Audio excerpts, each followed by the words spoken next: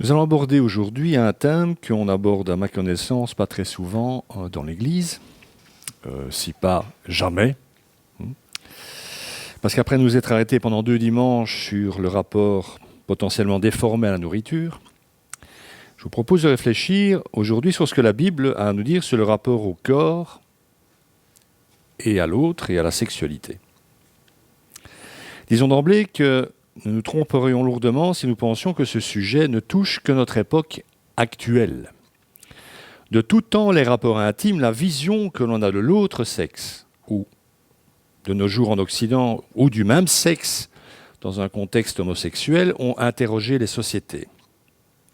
Parce qu'on y retrouve les mêmes ingrédients, les mêmes dangers pour l'équilibre personnel et familial, les mêmes dérives, les mêmes déviances, quelle que soit l'époque.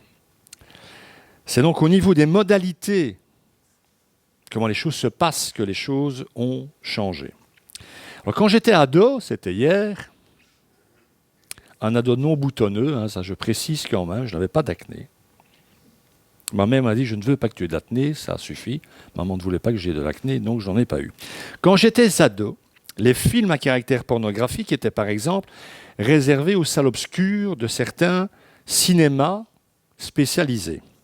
Et les personnes fréquentant ces salles, et je me rappelais parfois que je passais dans ces rues, quand ils regardaient les photos extérieures, etc., ils se cachaient un petit peu, ils avaient un peu honte qu'on les voit entrer dans ce genre d'endroit. Alors de nos jours, cherchez, si vous voulez, toutes ces salles ont fermé. Il n'y a plus ce genre de cinéma. Car aujourd'hui, il suffit d'un clic pour pouvoir avoir accès au même genre de contenu. Cette nouvelle donne comporte des enjeux cruciaux, en particulier pour les jeunes, qui confondent souvent ce qu'ils visionnent sur le net avec ce que doivent être de sains rapports intimes au cœur des couples. Alors les pères de l'Église qui mettaient déjà en garde contre les excès de tout ordre en matière sexuelle, et on parle quand même d'hommes qui ont vécu entre le 1er et le 8e siècle, seraient sans doute, soyons clairs, horrifiés de voir contre quoi l'homme et la femme du XXIe siècle doivent se battre. Fort heureusement, la parole de Dieu a beaucoup de choses à nous dire à ce sujet, et nos pères, dans la foi, à leur suite, ou à sa suite plutôt. Alors les pères ont recours au mot luxure pour parler du rapport déformé que l'on peut entretenir avec le corps et la sexualité. Ce mot traduit, c'est important de le préciser, ce mot traduit le terme grec pornéa, qui englobe toutes les pratiques sexuelles illicites, de la prostitution sacrée, en vogue à l'époque des textes bibliques, à la sexualité débridée, en passant par les rapports entre membres de la même famille. Le mot luxure et le mot français rendant le mieux, même si imparfaitement, le terme grec en question. La luxure est donc la deuxième passion ou maladie spirituelle recensée par les pères de l'Église. La maladie qui est liée peut être définie comme suit. Un usage pathologique que l'homme fait, ou la femme bien entendu, que l'homme fait de la sexualité. Un usage pathologique que l'homme fait de la sexualité. Alors pour nous mettre d'emblée dans le bain et nous enlever nos dernières illusions en la matière, si nous en avions, voici ce que dit Jean Cassien, un moine du 4e et 5e siècle, à ce sujet. Le deuxième combat, selon l'enseignement reçu de nos pères, est contre l'esprit de fornication. Il dure plus longtemps et est plus tenace que les autres, et rares sont ceux qui y remportent une victoire complète. C'est un combat terrible.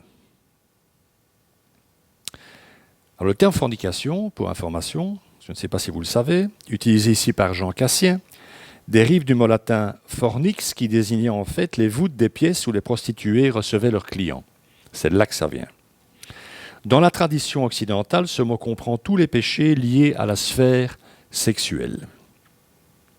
Alors rappelons d'emblée, quand même, ça me paraît important, que la sexualité est une bonne chose, puisqu'elle fait partie, elle aussi, de ce que Dieu a créé. Ça fait partie du tout est bon. Le récit de la Genèse nous dit d'ailleurs que Dieu commande à l'homme et la femme d'être féconds et de remplir la terre. Ils auraient du mal à faire ça s'ils n'avaient pas de rapport sexuel. Nous sommes bien d'accord. Et c'est ce que dit également Maxime le Confesseur au sujet de cette passion, de cette maladie et d'autres maladies d'ailleurs. Voilà ce qu'il dit, rien de ce qui est, de ce qui existe, n'est mauvais, mais seulement le mauvais usage par suite de la négligence de notre esprit à se cultiver selon la nature.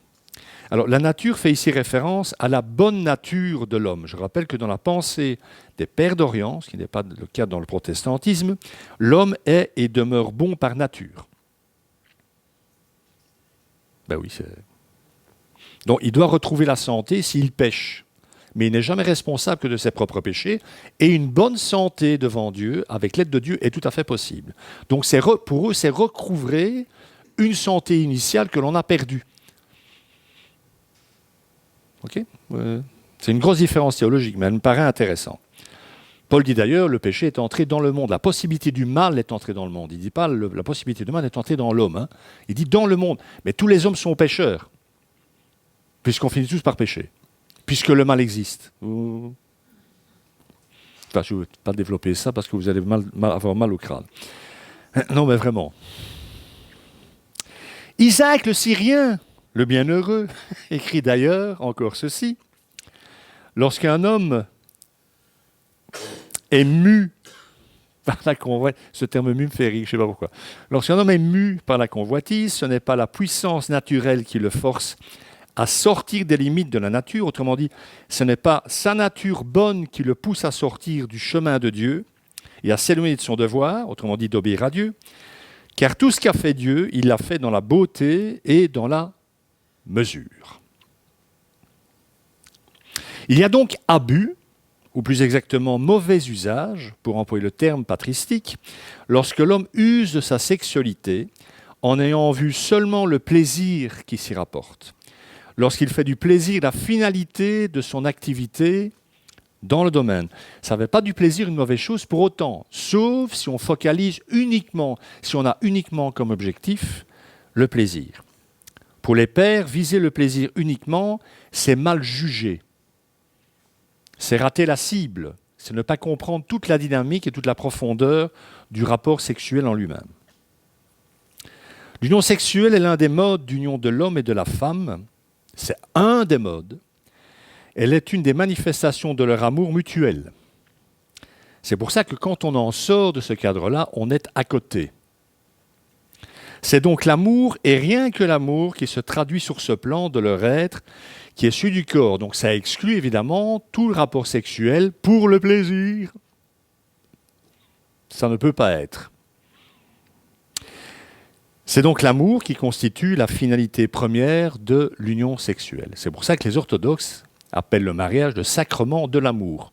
Pas le sacrement du mariage, hein, du contrat, le sacrement de l'amour. Il y a contrat que pour les orthodoxes, il y a contrat de mariage uniquement si on peut affirmer la bénédiction de Dieu sur l'amour entre un homme et une femme.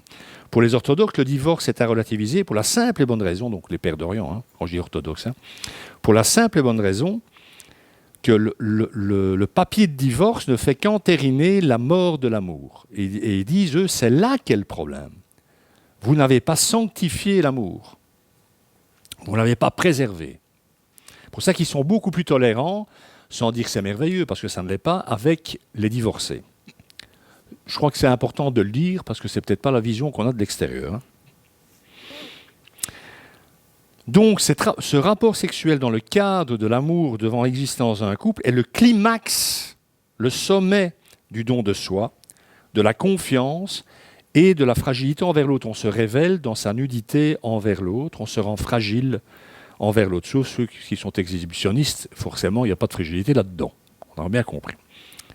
Le mariage est donc pour les pères d'Orient le sacrement de l'amour, seul lieu où celui-ci peut s'épanouir et apporter les bienfaits spirituels qui y sont liés.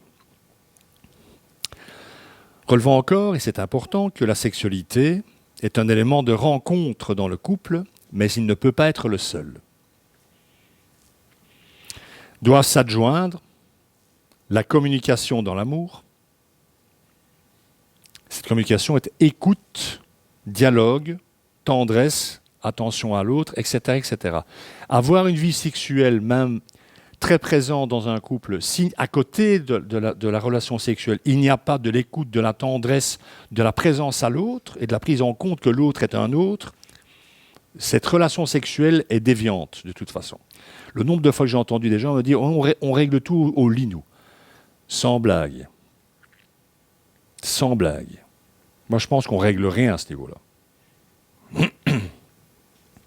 Donc la pornéa, pour revenir au mot grec, consiste donc à considérer le plaisir comme une réalité détachée des sujets et de leur histoire d'amour. Elle apparaît dès lors comme une blessure infligée, et il faut le comprendre, d'abord à soi-même, à l'autre et ce n'est pas anecdotique, à Dieu lui-même. Ce Dieu dont les hommes et les femmes sont les images. Quand on dévie au niveau sexuel, Dieu est blessé dans l'image que nous sommes. La luxure apparaît alors comme un obstacle à la rencontre de Dieu, en réduisant l'acte sexuel qui se veut spirituel, en tant que communion et lien d'amour, en un acte purement charnel, replié sur lui-même et opaque à toute transcendance. Donc, un acte sexuel où on voile totalement la présence de Dieu lui-même. Ça, vous suivez, ça va? Je suis toujours là pour les questions éventuelles, hein, même si je ne suis pas un spécialiste. Hein. Je parle des pères d'Orient sur le sujet, pas de... Vous avez bien compris, hein? Enfin, j'espère. Donc, le plaisir pris comme une fin en soi devient pour l'homme un absolu qui exclut Dieu, et en fait, c'est toujours comme ça, prend la place de Dieu. Par la pornéa, l'homme fait de la volupté une idole. On a tendance à lire les textes de l'Ancien Testament relatifs à l'idolâtrie comme quelque chose d'extérieur à l'homme. Oui, il se prosternait devant des statues. Avant de se prosterner devant cette statue, cette idole est dans le cœur. Hein. Vous ne créez pas une idole même extérieure à vous-même sans l'avoir créée dans votre cœur avant. Hein. Et la pire des idoles, à mon sens, dans les églises chrétiennes, c'est une fausse image de Dieu. Hein. C'est une idole du vrai Dieu.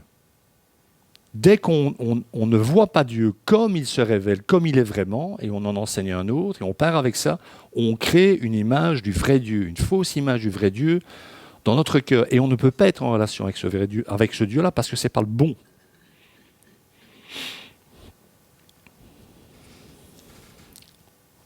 Dès lors, quand on en arrive à développer cette approche, l'homme ne voit plus le centre de son être dans l'image de Dieu dont il est le porteur, mais dans ses fonctions sexuelles. Ce qu'il faut comprendre, c'est que réduite à l'érotisme, l'énergie sexuelle fragmente, divise, dissipe le sujet, lui-même et l'autre, avec qui il a le rapport, tandis que lorsqu'elle se tourne vers l'amour, vers la communication, vers la relation, autrement dit, vers l'histoire d'amour qui se passe entre deux êtres, elle devient unificatrice. Donc si vous déviez de la pensée de Dieu pour votre couple ou pour la sexualité, plutôt que unir profondément l'homme et la femme, vous allez fragmenter, diviser, éclater le couple. Parce que je pense arriver à ce stade, il faut se poser une question, mais toute bête, hein, c'est quoi l'amour ? C'est fou ce qu'on parle d'amour, hein, c'est invraisemblable. On sort de la période de Noël, le nombre de téléfilms de Noël. Bon, à la limite, c'est bien parce que ça repose l'esprit, quoi. Il ne faut pas essayer de comprendre, il n'y a rien à comprendre, c'est cucul-praline, on sait comment ça va finir, il se rend compte, c'est improbable. Vers la moitié du film, il s'éloigne, donc c'est énervant, parce qu'on se dit, le seul intérêt, c'est que ce truc finisse bien, et il ne faut pas prendre 2 heures de téléfilm pour ça, en 10 minutes c'est plié, non, ça va durer, donc, et les rebondissements, et à la fin, c'est toujours la femme qui a une situation incroyable professionnelle, hein, qui est merveilleuse, qui abandonne tout pour suivre le mec, quoi. Mesdames, il faut sortir de là.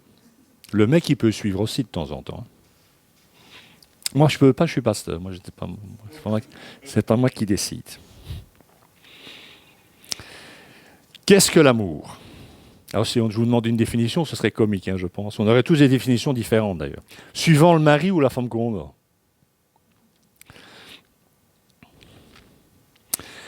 L'amour, c'est le don de soi et l'accueil de l'autre. C'est laisser dans son cœur de la place à un autre que soi. Et croyez-moi, laisser dans son cœur de la place à un autre que soi, c'est pas gagné. Hein. Contrairement à ce qu'on peut bien dire. Donc l'amour qui se donne est donc démenti dans la luxure, qui ne veut que la possession de l'autre au travers d'une déshumanation toujours plus grande. Parce qu'on finit par chosifier l'autre pour atteindre son plaisir, mais à ce moment-là, cet autre n'est plus un être humain, plus un être que l'on aime, encore moins. C'est un moyen d'atteindre ce que je recherche. Et dans ce cas, le rapport intime, qui se veut être aussi un langage différent, mais un langage quand même, devient en fait la mort du langage, de la communication, empêchant en fait toute communion. Alors j'ai déjà fait allusion un tout petit peu dans mon introduction, le contexte culturel dans lequel nous vivons, construit par les médias et exploité par la publicité, est celui d'un monde érotisé. Mais j'espère que vous avez bien tout compris ça. Pour vendre un yaourt, on met des femmes toutes nues, quoi. Jamais des hommes. Ça, c'est merci Seigneur quand même. C'était beaucoup moins intéressant. Mais non, mais c'est vrai. Mais des femmes. Cette fameuse pub, là, pour je ne sais plus quel yaourt. Ce qu'il fait, le bien qu'il fait à l'intérieur se voit à l'extérieur et ils mettent une femme toute nue. C'est vraiment nécessaire? Mais c'est tout le temps comme ça. Il est d'ailleurs frappant que la seule réalité non obscène, non pornographique, soit celle de l'érotisme. Mais ça reste de l'érotisme quand même. Et la conséquence de tout cela, c'est qu'il est quasi impossible d'éviter de tomber sur des images érotiques. Ce qui pose un solide problème. Parce qu'on pourrait ne pas saisir le problème que ça représente, et pourtant, mes amis, croyez-moi, il y a un solide problème. En effet, toutes ces sollicitations s'impriment dans nos esprits et réémergent ensuite pour stimuler nos imaginations. Comment faire pour que le regard ne se pose pas sur ces images séduisantes? Mais à moins de vivre dans une caverne, c'est impossible. Et encore, imaginons même que nous choisissions une caverne, qu'on trouve une caverne qui ne soit pas habitée par un ours ou un autre, ou un ascète, ou un autre moine en train de prier. Que vous trouviez votre caverne repliée du monde. Ben vous seriez là avec un nombre incalculable de fichiers d'images dans votre tête. Pourriez-vous couper du monde, les images sont déjà là. Nous emporterions avec nous une véritable bibliothèque mentale d'images et de situations à tendance érotique. Donc l'une des voies principales qu'il faut emprunter pour réagir à ce climat ambiant, ça rejoint un peu mon texte d'introduction, il faut le vouloir bien entendu, ou il ne se passera rien, c'est certainement de réfléchir au fait que comme la gourmandise, la luxure nous prive de notre liberté. Nous devenons esclaves de ça.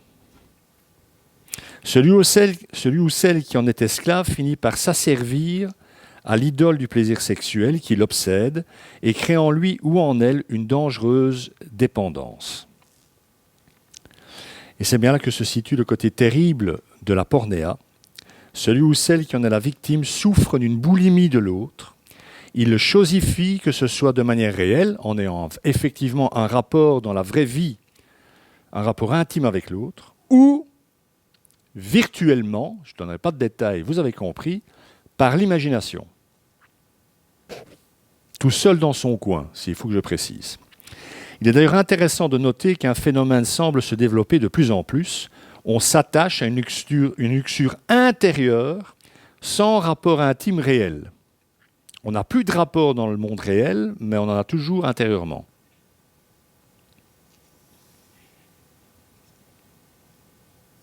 Si l'on en vient à aborder les racines de la question, je crois qu'on peut dire qu'avec la pornéa, on fait face à 3 dérives possibles de la sexualité.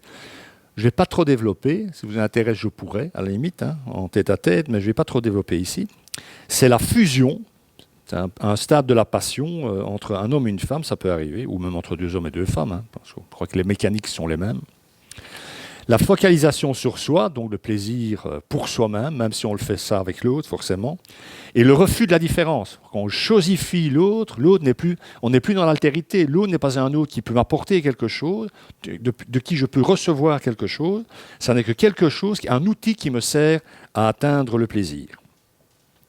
Ces trois dimensions ont néanmoins en commun de concevoir l'autre comme une simple possibilité de rencontre sexuelle, comme une pure occasion de plaisir, sans plus reconnaître la distance et l'altérité de l'autre, la différence que l'autre incarne. Vous l'aurez compris, il est fondamental de prendre conscience de l'importance du regard dans son rapport à l'autre. Comment est-ce que je regarde ? Car c'est par le regard d'abord que l'on se fait happer par la luxure. Alors, j'ai pris un exemple biblique, je ne le développerai pas trop, parce que ce n'est pas le cadre. Un exemple biblique qui nous est donné par le roi David, vous connaissez ce texte. Donc, je donne le contexte avant de lire le texte. Il est en train, le texte le suggère, il est chez lui, dans son palais à Jérusalem, pendant que son armée fait le siège d'une ville ennemie. Je rappelle quand même que le roi, il est supposé sortir à la tête de son armée. Il devrait être en train de faire le siège, là. Il n'est pas là où il doit être. Il est là où il ne doit pas être. Donc il est dans sa chambre et il s'embête, il sent profondément. Il sort sur sa terrasse et que voit-il ? Il voit Bathsheba en train de prendre son bain. La peinture est très belle, je trouve qu'elle ne suggère rien. Je la trouve très... Parce que je n'ai pas envie de mettre une... Il n'y a pas trop suggéré. Ça aurait été le con, ça. Que je mette une image en plus dans votre tête. Et je prends le texte. Il arriva au temps du soir que David se leva de dessus son lit de repos. Il n'est pas la nuit, il ne dort pas là. C'est l'après-midi, il fait une sieste. Ah bon, un roi fait une sieste ? Dans quel film ? Et il se promène sous le toit de la maison du roi. Et du toit, il vit une femme qui se lavait et la femme était très belle à voir. Il vit qu'elle était belle. Il posa le regard sur elle et il voit qu'elle est belle. Et ça, c'est le début de la fin. Là, il est déjà mort, même s'il ne le sait pas. Vous connaissez l'histoire après. Ça va le foutre dans un pataquès, mais invraisemblable. Je tiens quand même à préciser qu'on a l'impression qu'il aimait Bathsheba. Tout ça, c'est des couillonnades. Parce qu'il a essayé de s'en débarrasser une fois qu'elle était enceinte. S'il aimait tant que ça, il aurait peut-être trouvé une solution. Il n'a pas cherché ça. Il a essayé de faire endosser la grossesse de Bathsheba, parce que le bébé est de lui, à son mari. Donc il aime Bathsheba. Sortez-vous ça de votre boule. C'est pas ce que le texte dit. C'est une gonzesse, elle lui plaisait, il voulait se la faire. En langage d'aujourd'hui. C'est pas bien, David. Elle est belle, c'est le début de la fin. Ensuite vient l'imaginaire. Les images que l'on construit dans sa tête à partir de ce qu'on a vu. Et enfin, omnubilé par cette pensée, qu'est-ce qu'on fait ? On passe à l'acte. Vous allez me la chercher. Je suis le roi. Allez me chercher Bathsheba. Il y a donc une façon de regarder. Une forme de voracité du regard qui transforme l'autre en proie. Et qui est déjà un consentement à la tentation, et qui affirme déjà la possession de l'autre. On ne l'a pas encore possédé physiquement, mais on la possède déjà là où il, parce qu'on ne croyait pas que les femmes, ça fonctionne différemment. C'est kiff. Celui ou celle qui ne s'exerce pas à l'ascèse du regard, au jeûne du regard, et de l'écoute, et au travers de cela, de l'imagination, court le risque de se voir prendre au piège par la luxure. Je n'ai pas de statistiques là-dessus, puisque personne ne va s'en vanter. Et c'est un problème, parce que sans se vanter, il faudra en parler. Je pense à titre personnel que facilement plus de 90% des membres dans l'Église sont là-dedans. Ou y ont été, ou se battent avec, ou essayent d'en sortir. Ou n'essayent pas d'en sortir, ou se disent c'est insolu, parce que ça, tout ça, on ne va pas leur enseigner de toute façon. Les pères, c'est des vieux barbus qui étaient complètement déjantés, ça ne sert à rien. Ça sert à rien. Ils passaient leur vie à enseigner ça, eux. Ils avaient bien compris que c'était prioritaire. Je vais y venir, mais le cœur pur, quand Jésus, heureux les cœurs purs, ils verront Dieu, votre cœur n'est pas pur, vous ne verrez pas Dieu. Vous êtes en relation avec lui, même si vous avez le cœur impur, nous avons tous le cœur impur. Mais pour avoir un cœur pur, il faut se débarrasser de toutes ces maladies. Notre Seigneur Jésus a dit deux choses concernant ce dont nous parlons. Deux choses fondamentales qui forment le socle de ce que les pères ont enseigné après lui. D'abord, il y a cet enseignement bien connu portant sur le divorce et la loi de Moïse sur le sujet, rappelez-vous. Une des nombreuses polémiques que Jésus a eues avec les rabbins de l'époque. C'est dans le Sermon sur la montagne. Sermon sur la montagne qui s'ouvre par les béatitudes. Les béatitudes sont la porte d'entrée pour la mise en pratique du sermon. Et comment il se termine le sermon ? La parabole de celui qui construit sa maison sur le sable ou sur le rocher. Et ça consiste en quoi ? Jésus le dit. Qu'est-ce que ça veut dire construire sa maison sur le rocher ? C'est mettre en pratique ce que Jésus dit. On ne met pas en pratique ce que Jésus dit. Dans le sermon du style « Aimez vos ennemis », bon courage, hein, bénissez ceux qui vous font du mal, on n'y arrivera pas si on ne devient pas un cœur pur. Les béatitudes, c'est le hall d'entrée de l'immeuble, en fait. Hein. On ne sort du hall d'entrée pour rentrer dans l'autre pièce de la mise en pratique que si, effectivement, on prend les béatitudes au sérieux. Vous avez appris qu'il a été dit « Tu ne commettras pas d'adultère ». C'est ce que dit la loi de Moïse. La plupart des Juifs, je suis bon, je ne commets pas d'adultère. Tous les Juifs se disent ça, je ne suis pas adultère. Mais moi je vous dis, dit Jésus, tout homme qui regarde une femme pour la convoiter a déjà commis un adultère avec elle dans son cœur. Nous avons tous probablement commis déjà des dizaines, voire des centaines ou des milliers d'adultères dans notre cœur, au cours de notre vie. Dès que vous convoitez quelqu'un d'autre, et même la convoitise, même pour votre femme ou votre mari, ce n'est pas le bon plan non plus, je l'ai dit. Hein. Mais dès que vous regardez quelqu'un d'autre, d'une manière à la convoiter ou à le convoiter, vous commettez un adultère. Et Jésus continue. Il va en venir justement au regard. Si ton œil droit te pousse à mal agir, arrache-le. C'est un euphémisme. Ne faites pas ça, quoi. Arrache-le et jette-le loin de toi, car il vaut mieux pour toi subir la perte d'un seul de tes membres que de voir ton corps entier jeté dans la géhenne, dans le feu. Donc nous sommes bien ici face à un avertissement concernant la façon dont nous regardons la femme ou l'homme d'un ou d'une autre, ou même d'une célibataire. Hein, ça vaut aussi.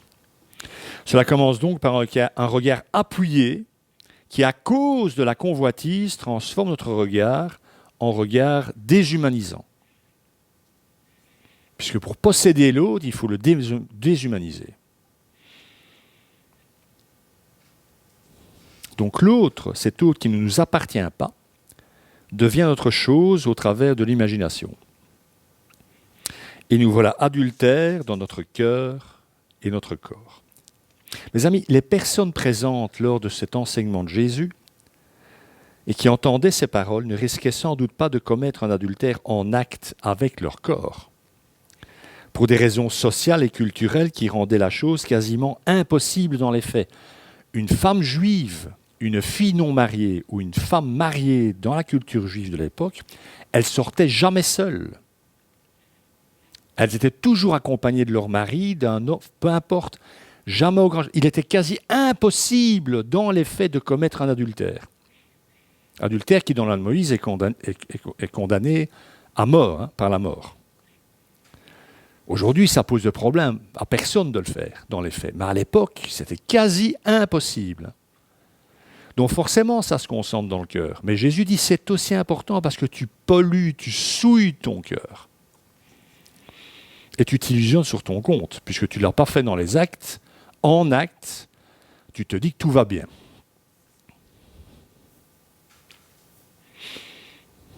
Jésus leur dit donc ici qu'ils commettaient bel et bien dans leur cœur potentiellement un adultère, l'imagination aidant.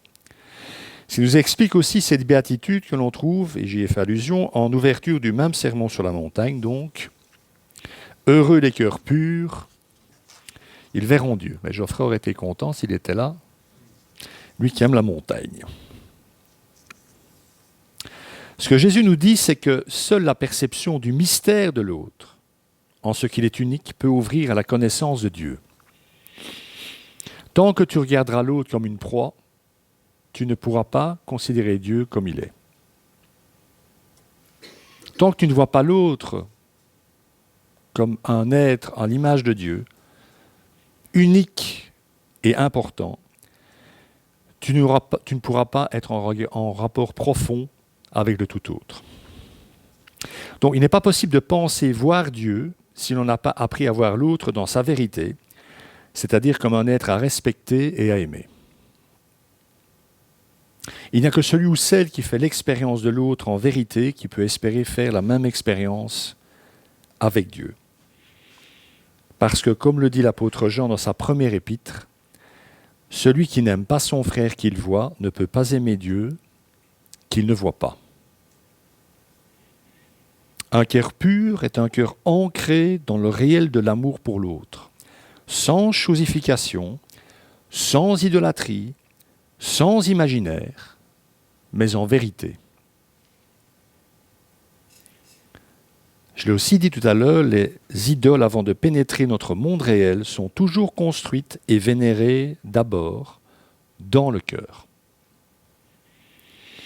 Paul ira dans le même sens que son Seigneur, ça n'étonnera personne, même si lui, c'est Paul, ça ne serait pas Paul s'il ne le faisait pas, même si ça va, me semble-t-il, taper encore beaucoup plus dur. Vous savez qu'à Corinthe, c'est à eux qu'il s'adresse, l'église de Corinthe, il y avait quelques soucis, c'est le moins qu'on puisse dire.